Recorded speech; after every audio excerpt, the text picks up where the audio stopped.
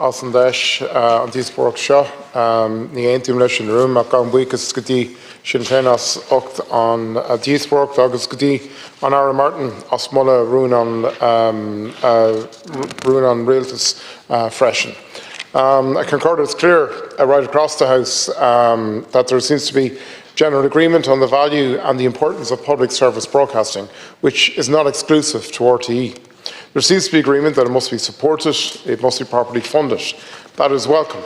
And that is also welcome the fact that the opposition are anxious about solving the question of funding for RTE as part of that wider public service broadcasting debate, even if the proposal being discussed this evening doesn't particularly hold water.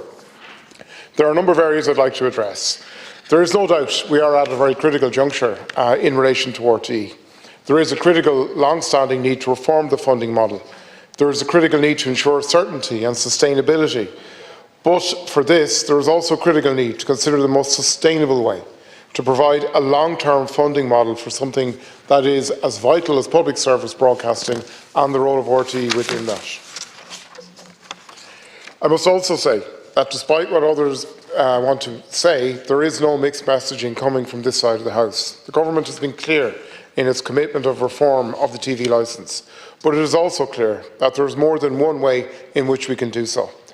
There is, however, no silver bullet. All options have their merits, but they each all have their challenges. That is why a much more reasoned and measured report is required. That is why the Government, in not accepting the recommendation from the Future of Media Commission, decided that further examination of the potential options to reform the TV licence was needed. That is why we established a technical working group. That is why we are considering all of the options. There will be different views. There are those who advocate for different options, which is not always a sign of disharmony. It shows a sign of debate and that we are weighing up the best way forward. This is how policies development. Options are assessed, pros and cons are weighed, and something that will work and is effective will be delivered. Unfortunately, it's not always about the easiest route, the path of least resistance, or an option which will be populist and popular. Governing is about hard choices, made with due diligence and consideration. So I agree with Minister Martin that it is important that we consider reform of the funding model hand in glove with reform of RTE. That reform cannot be achieved without a clear way forward, and the recommendations of the two expert advisory groups will enable that. I'd like to comment on suggestions that we levy streaming platforms such as Netflix, or that we tax big tech. These are both very different things, but both are very different from how you should fund public service media. Firstly, a levy on streaming services such as Netflix has been mooted. The Future of Media Commission did not examine placing levies on streaming platforms for this purpose. Also, I do see a potential difficulty in that this would tie funding for public service broadcasting and for RTE to the financial health of such platforms, or to their popularity or their levels as subscribers, which would not provide a necessary certainty. In any event, this is allowed for in legislation already for a different but equally important reason. The Online Safety and Media Regulation Act gives Commission Amman authority to impose a levy on media service providers, but to fund the production of European works, including Irish works. This is already done elsewhere, like in France, and Commission Amman are carrying out research to inform any such levy and fund, which is expected to be submitted later this year. People Before Profit have said that we should place a tax on large information and telecommunications companies. Again, this is not something that the Future Media Commission considered. And again, I see a problem with tying the funding of public service broadcasting and RTE to big tech companies, to their income levels or their profits. Will they dictate what funding is available for public service content here in Ireland? I don't think that model is appropriate. This country is a hub for big tech. It supports significant investment and jobs here. Have PPP seriously considered that something that would have a very negative impact on this important sector of our economy, which could provide an uncertain and unsustainable funding model for public service broadcasting? Taoiseach has been very clear, and the Government is very clear, we will not be taxing big tech to pay for public service media. What the Government is doing is considering how to have a sustainable model. In its report, published in 2022, the Future of Media Commission noted three main funding models. Firstly, a TV licence, secondly, a universal charge, or third, direct exchequer funding. Two of these options are viable and sustainable. These are the basis on which we make decisions. I would also like to refer to the proposed amnesty for those who have not paid their TV licence. The fear and frustration which the public feel towards corporate governance in RTE and former senior management of the organisation is fully understandable, and indeed that is shared by many staff in RTE.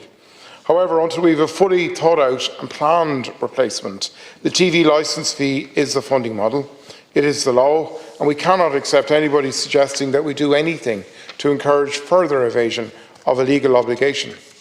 I echo comments earlier of the Taoiseach and the Taoiseach that we cannot accept an amnesty. We cannot turn around now and insult all of those people, the vast and silent majority of over 800,000 last year who have done their duty and paid the TV licence. People talk about fairness, equality and transparency, but how is an amnesty in this circumstances fair, equal or transparent? As long as the TV licence remains in place, we must encourage all those who have an obligation to pay to do so.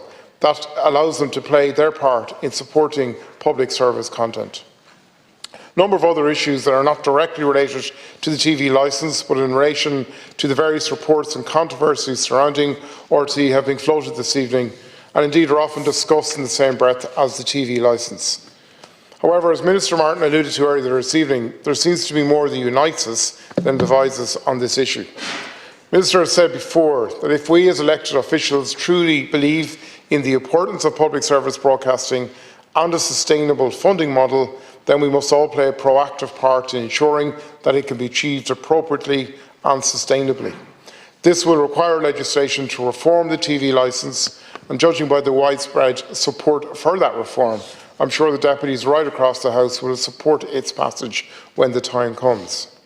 That time is not immediately, the time is not overnight, the time is when we have not only reports into RTE, but recommendations that will help provide a way forward for the continued reform and, most importantly, the rebuilding of trust.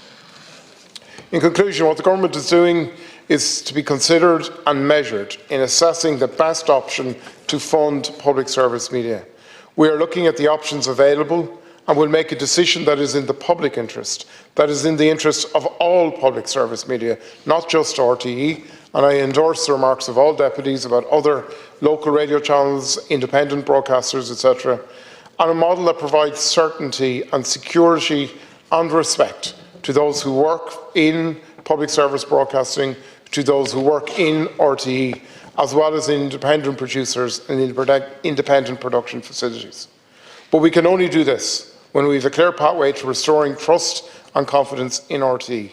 This can only be done when the reports, which importantly will contain recommendations, are received from the two independent expert committees that this Government has established.